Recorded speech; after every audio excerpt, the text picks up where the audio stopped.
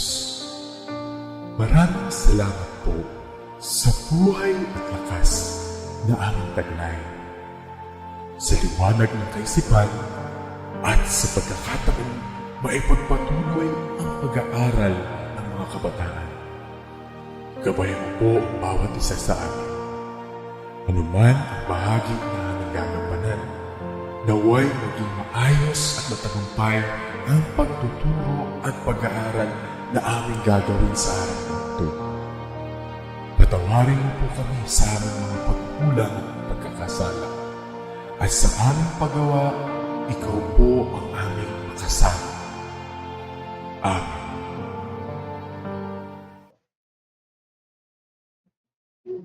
A peaceful and a healthy morning, dear grade 11 learners, and of course to my fellow senior high school teachers and those who are watching today. Welcome to our Valenzuela live streaming for the Reading and Writing Skills, Week 4, Lesson 4. Valenzuela learners, we are virtually gathered again to share more reading and writing related topics for further academic adventure. But before we proceed, let me just check your presence today by having your comments in the comment section with your full name, grade and section, and lastly, the name of your school. Before we continue, let us have a simple review of the different classifications of discourse materials or texts. If you can still remember, let's begin. What do you think of the first picture? Okay, very good. Description is the answer. Let's have the next. What do you think of the second pictures? Nice one. It tells a story, it narrates, so it is a narration. Let's have the third illustration. What do you think is it? Brilliant. A poetic structure making it samples of literary discourses. Let's now have the fourth images. What classification is it? Very well done. News and anything explaining and sharing facts and information are called exposition. And lastly, what do you think is in the picture? Opinions are definitely about argumentation. Wow, such a good work. A virtual thumbs up for all of you. As we learn the different texts useful in both reading and writing, let us now go get a blast of this IQ test drills. Let us figure the next figures. Surely you are ready. Let's start. Which set of shapes is next? Okay, correct. You got it. It's letter D. Moving on to the next. Which figure do you think is it? Okay, right about a domino. It is letter A. What about the next figure? Very well chosen. It is letter E. You're doing great. What about the fourth logical image? Excellent. It is letter B. And finally, which letters seem to be in the odd string? Alright.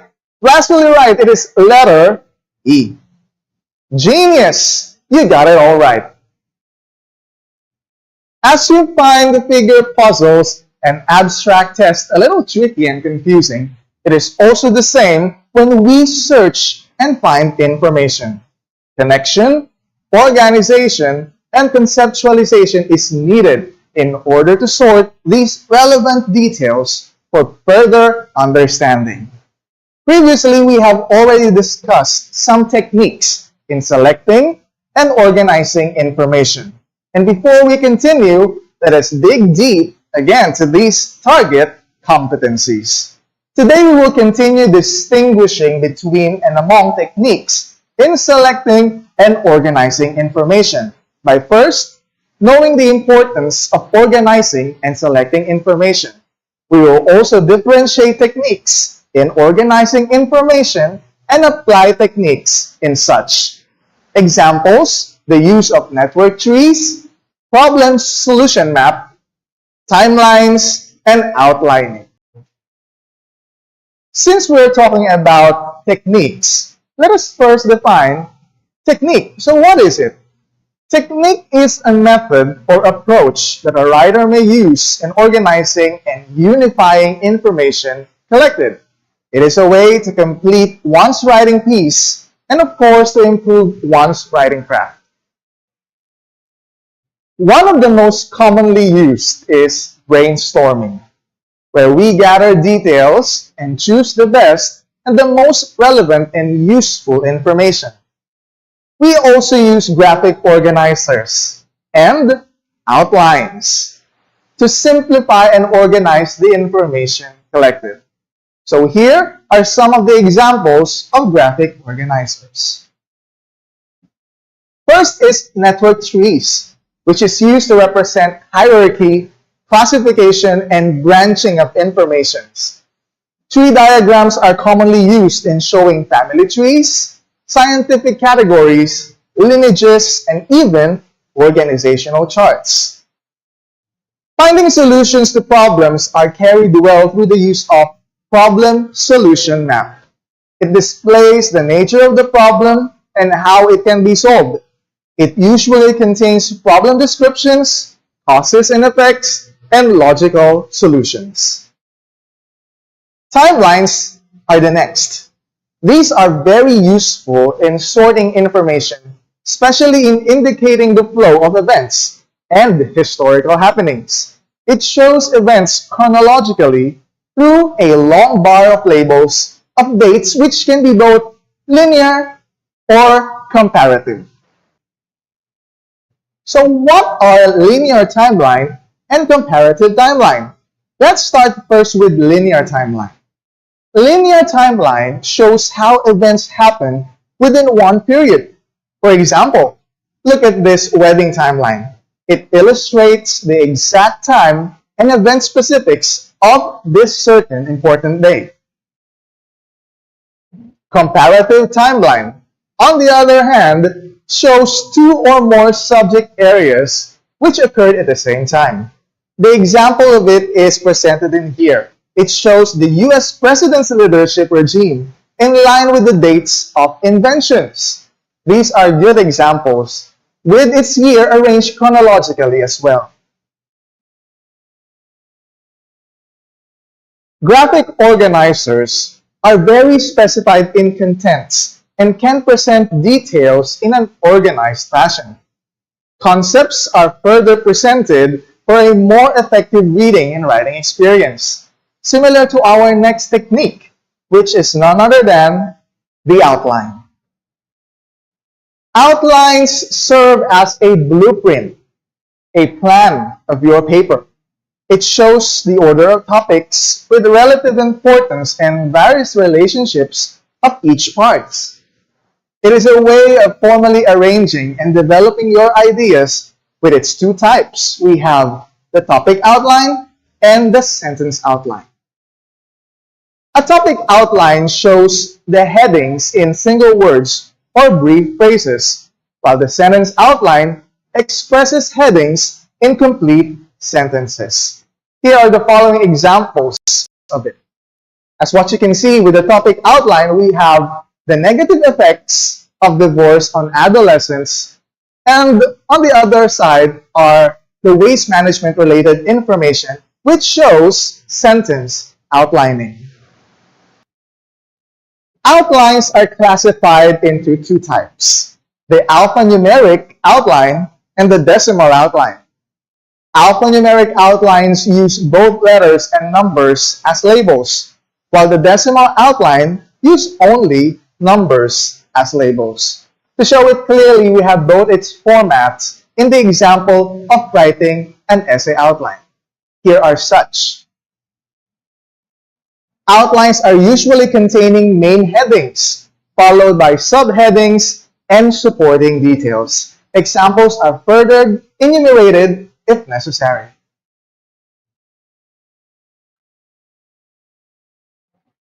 In order to know the significance of outlining, the following principles are needed to be remembered.